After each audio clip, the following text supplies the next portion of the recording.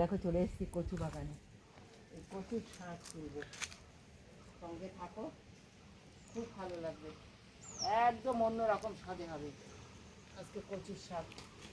অনেক তো খেয়েছো তোমরা, আমি করবো, তোমরা সঙ্গে থেকে দেখো।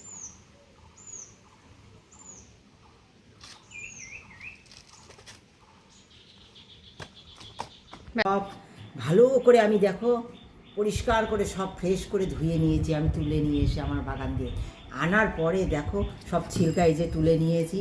হ্যাঁ, তোমরা তো জানো, সকলে ছিলকা তুলতেও জানো। হ্যাঁ, কীভাবে তুলতে হয় দেখো, এই যে কেটে নিয়েছি ছোটো ছোটো করে, এরকম হাত দিয়ে আমি ধরে ধরে ধরে ধরে দেখো একেবারে খুব তাড়াতাড়ি আমার এইভাবে কাটা হয়ে গেছে।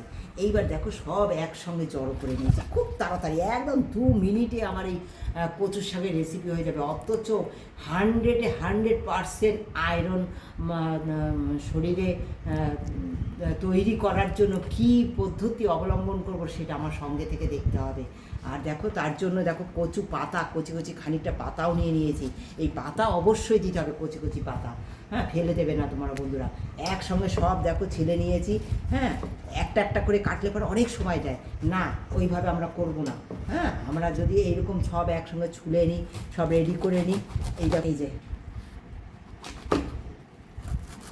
এইভাবে ধরবে, এইভাবে কাটবে, সব একসঙ্গে ঝপাঝপ হয়ে যাবে, খুব তাড়াতাড়ি হবে, খুব তাড়াতাড়ি। তোমরা এইভাবে ধরো আর কাটো, ধরো আর কাটো।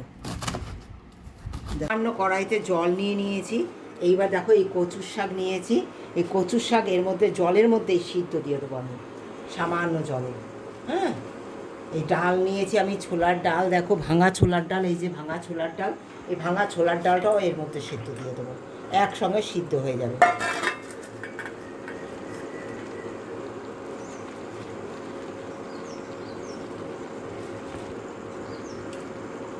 পরিমাণ মতো লবণটাও দিয়ে দেবো এই সময়, যতটুকু লবণ দরকার তাড়াতাড়ি এটা সিদ্ধ হয়ে যাওয়ার জন্য। একটু হলুদ দিয়ে দেবো সামান্য, দিয়ে আমি এটা সিদ্ধ করে দেবো। গরম করে নিয়েছি, দিয়ে দেবো দেখো শুকনো লঙ্কা, অনেক রকম খেয়েছো, একবার আমার মতো করে খেয়ে দেখো। শুকনো লঙ্কা, 5 ফোড়ন, ফোড়ন দেওয়ার সময় অবশ্যই পুরো সিম আঁচ করে দিতে হবে। 2টো তেজপাতা দিয়ে দেবো, চিড়ে রাখা 2টো কাঁচা লঙ্কা,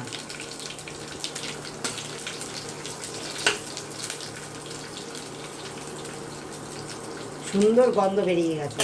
এইবার দিয়ে দেবো দেখো নারকেল কুচিয়ে নিয়েছি, শুকনো নারকেল, তোমাদের কাঁচা নারকেল থাকলে দিও, আমার শুকনো নারকেল আমি ড্রাই করে রেখে দিয়েছিলাম, এইটা দিলাম। এইভাবে একবার ফোড়ন দিয়ে খেয়ে দেখো, নারকেল দিয়ে এত স্বাদ হয় ভাবনার বাইরে।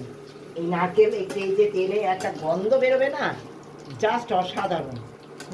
এরপরে কি দিয়ে এটাকে সুস্বাদু করব, আর প্রচুর পরিমাণে শরীরে যাতে আয়রনটা অ্যাবজর্ব হয়, আমাদের শরীরে পুরোপুরি যাতে শাকের যে উপকারিতাটা সম্পূর্ণ আমরা পাওয়ার জন্য কি অবলম্বন, মানে কি দিলে পরে সেটা পাবো, সেটা সঙ্গে থেকে দেখতে হবে। হ্যাঁ, সেটা আমি দেবো, সঙ্গে থেকে দেখো। হ্যাঁ, দেখো এইবার দিয়ে দেবো আমি গ্রেটারে রসুন কুচিয়ে নিয়েছি সেইটা, আর একদম মিহি করে পেঁয়াজ কুচিয়ে নিয়েছি, এটা দিয়ে দেবো দুটোই।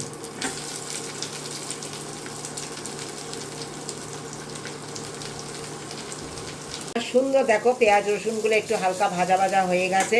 এবার দেখো এখানে ছোলা, কচুর শাক সুন্দর সিদ্ধ হয়ে গেছে, দেখো গোটাও আছে, সিদ্ধ হয়ে গেছে। এইবার এই সিদ্ধ করার সমস্ত শাক ছোলা সব দিয়ে দেবো এর মধ্যে, দিয়ে সুন্দর করে আমি এটা রান্না করে নেবো।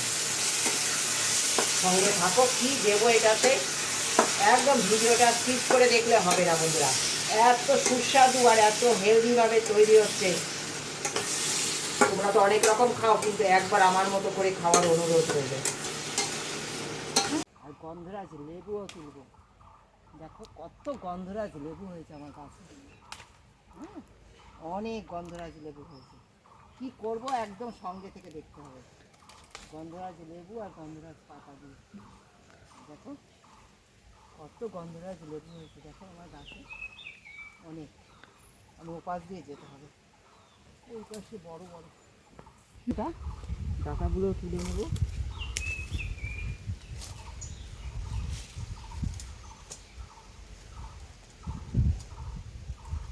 করে নিয়েছি, কেন বলো তো জঙ্গল তো। ওই তো নিচে বড়, ওই তো ওই ভেতরে। লবণ হলুদ তোমরা দেখেছো সিদ্ধর সময় দিয়ে দিয়েছি, তাই জন্য আর দেইনি। তোমাদের যদি কম হয় তোমরা দিয়ে দিও। হ্যাঁ, রান্নার সময় দেখো দিয়ে দেবো সামান্য চিনি। সঙ্গে থাকো, আশা করি তোমাদের ভীষণ ভালো লাগবে। দিয়ে দেবো কাঁচা পাকা লঙ্কা বন্ধুরা। দিয়ে দেবো এই যে গন্ধরাজ পাতা নিয়েছি, এই গন্ধরাজ পাতা দিয়ে দেবো। এই যে গন্ধরাজ লেবুর রস, তোমরা পাতি লেবুর রসও দিতে পারো। এই লেবুর রস, যে কোনো লেবুর রস অবশ্যই এই কচু শাকে দিতে হবে। একদম পুরো 100% আয়রন যদি বানে, এই শাকের উপকারিতা শরীরে পাওয়ার জন্য লেবুর রস অবশ্যই দিতে হবে। এই লেবুর রস দিয়ে দিলাম আমি, গন্ধরাজ লেবুর রস দিয়েছি। তোমরা পাতি লেবুর রস হোক যা হোক, যে পাতিলেবু রস বা যে কোনো লেবু, যে কোনো বলতে পাতিলেবু বা গন্ধরাজ লেবু, এরকম কিছু লেবুর টক লেবুর রস দিতে হবে। যে কোনো টক লেবুর রস দিতেই হবে, তবেই এটা কার্যকারী হয়ে উঠবে। দিয়ে দেবো সামান্য একটু ধনে জিরে, আমি হালকা রোস্ট করে নিয়ে সেটা গুঁড়ো করে রেখে দিয়েছিলাম, সেই সামান্য একটুখানি ওই দিয়ে দেবো গুঁড়ো মশলা, সামান্য একটু দিলাম বন্ধুরা। দিয়ে একটু নাড়িয়ে ছাড়িয়ে দেবো, সমস্ত কিছু দিয়ে একটু নাড়িয়ে নেব। এই পাতা বেশিক্ষণ রাখা যাবে না, এই পাতা একটুখানি দিয়েই তুলে দিতে হবে। গন্ধটা হয়ে গেলেই জাস্ট তুলে দিতে হবে, না তো তিতো হয়ে যাবে। অবশ্যই সেটা তোমরা খেয়াল রেখো। এই দেখো আমার নাড়ি চাড়িয়ে আমার এটা গন্ধ হয়ে গেছে। এই দেখো একটু সময় ঢেকে দিলাম, হ্যাঁ একটু ঢেকে দিলাম। এবার এটা তুলে দেবো, একটু সময় ঢেকে দেবো, 1 মিনিটের জন্য একটু ঢেকে দিলাম। এবার এটা বের করে নেবো, এই গন্ধরাজ পাতাগুলো বের করে ফেলে দেবো। আর তোমরা যদি চাও, গন্ধ হয়নি, তবে কি বলো তো, তরকারিটা নামানোর পরে, হ্যাঁ নামানোর পরে যখন কড়াই থেকে নামিয়ে নেবে তখন এটা দিয়ে রেখে দেবে। হ্যাঁ, কিন্তু গরম অবস্থায় দিয়ে রেখে দেবে না কড়াইতে, তাহলে তিতো হয়ে যাবে। কেমন লাগলো রেসিপিটা? এই গন্ধরাজ ভাঙা ছোলার ডাল দিয়ে গন্ধরাজ কচুর শাকের রেসিপি কেমন লেগেছে একটা কমেন্ট দিয়ে জানিও। একবার তোমরা এইভাবে গরমে তৈরি করে খেও, আশা করি তোমাদের খুব ভালো লাগবে।